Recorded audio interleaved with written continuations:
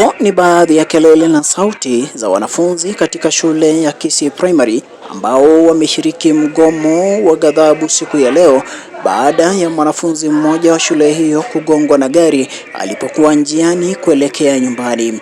Aidha, inasemekana mwanafunzi huyo yuko katika hali mbaya licha ya usimamizi wa shule hiyo kudinda kuzungumza nasi ili kutupa habari kamili kuhusu hali ya mtoto hospitalini.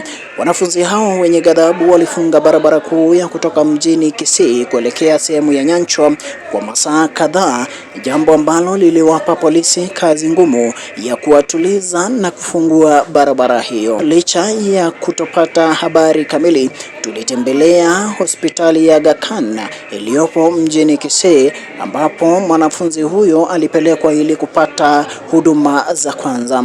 Aidha, tulifanikiwa kuzungumza na msimamizi mmoja wa hospitali hiyo ambaye alikiri kuwa mtoto yu katika hali mbaya na wanamshughulikia ili kumpa huduma za kwanza kisha apelekwe katika hospitali yenye chumba cha ICU ili kupigania maisha yake. Kwa majina naitwa Florence Musili. Mimi ni msimamizi katika hospitali ya Aga Khan Medical Center hapa mjini Kisii.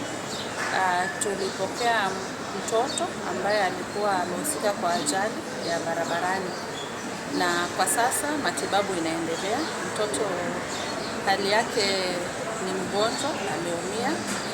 Matibabu kwa sasa inaendelea na tunaangalia kuweza transfer kwa hospitali ambayo iko na ICU, because kwa saizi mtoto anahitaji ICU. What we are doing is stabilizing the baby and making sure that the child is okay.